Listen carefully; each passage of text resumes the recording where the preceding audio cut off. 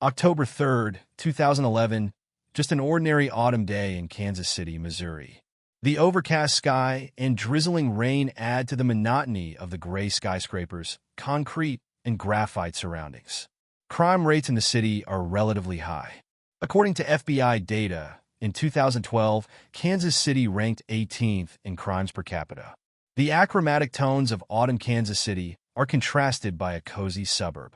This is where the tragic events I want to tell you about unfolded. On a quiet street near the woods lives a typical American family: Jeremy Irwin, Deborah Bradley, and their 3 children. The couple is not legally married, but they have been together for quite some time and already have 3 kids. The oldest son is 8, the middle child is 6, and baby Lisa is just 10 months old. Jeremy works as an electrician. He works hard to support his family, often taking on overtime shifts. On this particular day, he left for work at 5:30 p.m., starting his night shift. Despite financial difficulties, the couple's relationship is strong, and they are raising their children in a loving environment.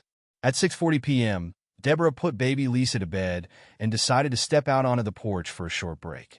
She hoped to relax from the daily responsibilities, chat, and have a glass of wine with a neighbor.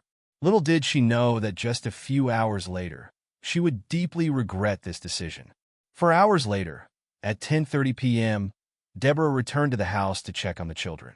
Her daughter was sleeping in her room, while the boys were with her. There was a reason for this.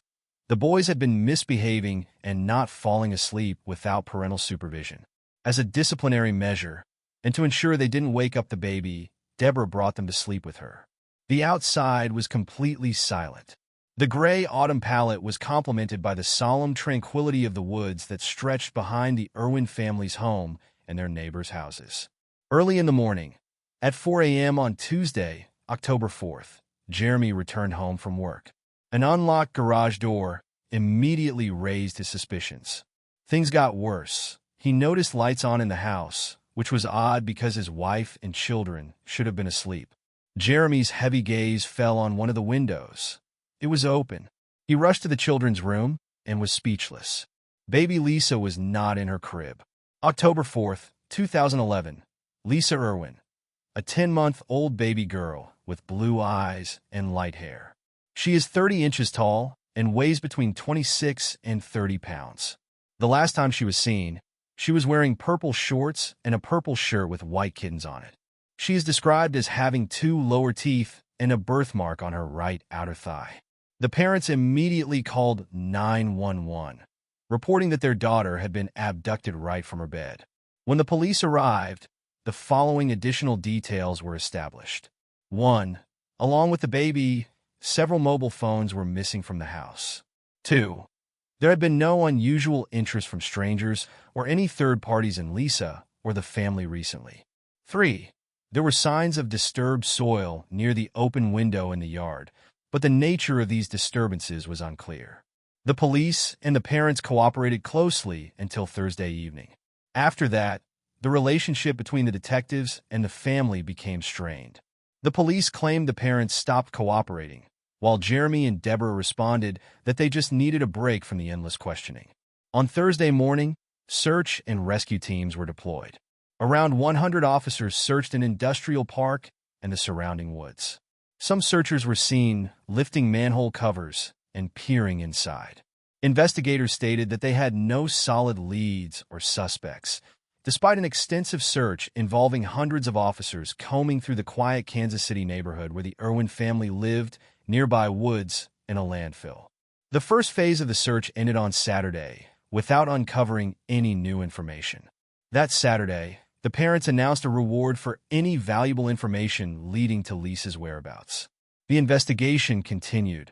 According to Jeremy and Deborah's version, the intruder broke into their home on the night of October 3rd to 4th. He entered through the open window in the computer room and then moved to baby Lisa's bedroom. It's likely that the intruder climbed over the fence surrounding the Irwin family's backyard. Jeremy and Deborah have a dog that stays in the backyard 24/7. No one heard it bark that night, nor did they hear the neighbor's dog. Neighbors mentioned that both dogs bark at the slightest provocation, but on that night, the animals were silent. On October 19th, 2011, the Irwin home was searched. The police expressed deep regret that their activities were significantly limited due to restrictions placed by the parents. Cadaver dogs signaled the presence of human decomposition near the mother's bed. During the search, several items were seized for further examination, including a colorful blanket, purple shorts from Lisa's room, a Disney tank top, a glowworm toy, a blanket with cars on it, and more. The family's attorney, Joe Tacopina, immediately contested the key findings of the investigation. He argued that in a house with 3 children and dogs, any number of sins could be present, such as the smell from a child's potty. Their lawyer was an experienced professional who had previously defended Joran van der Sloot in the case of Natalie Holloway's disappearance. It remains unclear who paid for his services, as the Irwins were not wealthy. Deborah Bradley admitted that motherhood was challenging for her, that she was often exhausted, and on that particular night, she drank heavily, possibly up to 10 glasses of wine with a neighbor. It's even possible that she passed out and slept very deeply. Questions about her drinking arose after surveillance footage from a Kansas City grocery store surfaced, showing Bradley buying wine on the day of Lisa's disappearance. This information did not work in her favor. Suspicion against her grew even stronger when Deborah changed her testimony. It turned out that she didn't check on Lisa at 10:30 p.m., which meant the last time she saw her daughter was at 6:40 p.m. She offered no explanation for the change in her statement. Negative perceptions, typically associated with the label of a bad mother, were reinforced by comments from her former friends, who described her as a scandalous person desperate for attention and with alcohol problems. Deborah's relationship with the police became even more strained after she failed a polygraph test. To support his partner, Jeremy volunteered to take a polygraph test as well, but the officers deemed it unnecessary, as his alibi was confirmed and unquestionable. In an interview, Lisa's mother lamented that detectives were openly telling her she had killed her daughter. Nevertheless, there was not enough evidence to support this claim. Moreover, new facts and theories began to emerge. Burned children's items were found in a nearby dumpster, but it was never determined whether they belonged to Lisa. At the same time, witnesses claimed to have seen a man carrying a child dressed only in a diaper on the night Lisa disappeared. A woman and her husband noticed the man in a t-shirt holding a baby at 12:15 a.m., just 3 houses away from where Lisa was abducted. There is a video on the internet obtained from a gas station camera showing a man dressed in white leaving a wooded area near where baby Lisa disappeared on the night of October 3rd to 4th. The timestamp on the video is 2:30 a.m. Another witness, Mike Thompson, reported seeing a man, matching the description given by the previous couple, with a child in his arms at 4:10 a.m., 3 miles from the Irwin home. Mike stated that he was on his way home from work around 4 a.m. on October 4th when he saw a man in a t-shirt holding a baby about 3 miles from the Irwin house. It was 4 a.m., 45 degrees 7 degrees Celsius, and the baby had no coat. This guy was just walking down the street, and I thought it was a bit strange, Mr. Thompson told ABC News. Mr. Thompson provided additional details about the man's appearance: 140 to 150 pounds and approximately 30 to 40 years old. Later, the police found an abandoned house containing baby diapers and wipes, but ownership could not be established. Despite this, the police continued to consider the mother as the prime suspect. To conduct an experiment, FBI agents and detectives attempted to climb through the Irwin family's window and gain access to the child's bedroom. The experiment showed that entering through the window was much more difficult than expected. The noise from such an entry would likely have alerted Lisa's mother. Police questioned a neighbor of the Irwins. The teenager had been in the family's house on the day of Lisa's disappearance and knew the garage door code. Jeremy Irwin appeared on the Today Show for an interview about the tragic events in their home, stating that his family was actively cooperating with the police and doing everything they could to find their baby girl. Bradley and Irwin held hands throughout the 20-minute interview. When asked how the events had affected their relationship, the couple said it made them stronger. "We spend all our time together since this happened," Irwin said. "It's brought us much closer." Police only managed to speak with Lisa's younger brothers once, for 50 minutes with one boy and 30 minutes with the other. After that, the parents did not allow further interviews. Child specialists found that the boys may have heard noises in the house that night. The police planned to conduct DNA testing on Lisa's brothers, but the family refused, citing their lawyer Joe Tacopina's advice.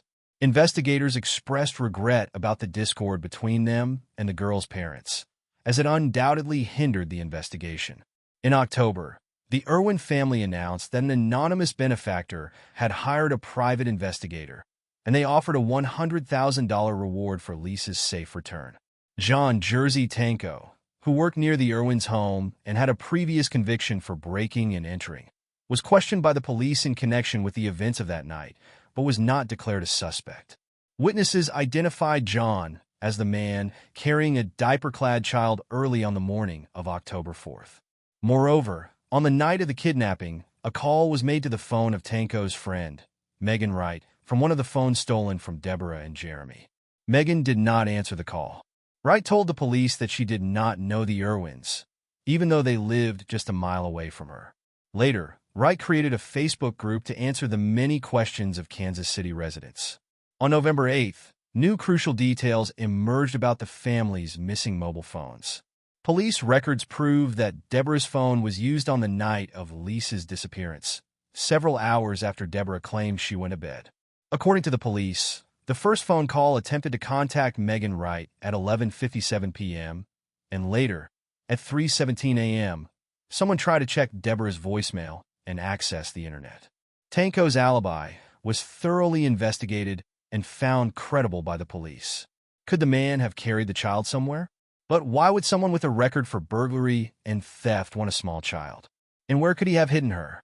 After all, he carried the child on foot, not in a vehicle, which means he intended to hide her nearby. All suspicious locations were examined by the police. No trace of Lisa was ever found. The identity of the man in white was never determined. 13 long years have passed since then. Is the mother responsible for what happened? The police have no definitive answer. But even though the justice system has no charges against Deborah, at least for now, society has long judged her for leaving the children at home unsupervised, for having one too many glasses of wine, for being careless, and for showing a lack of social responsibility.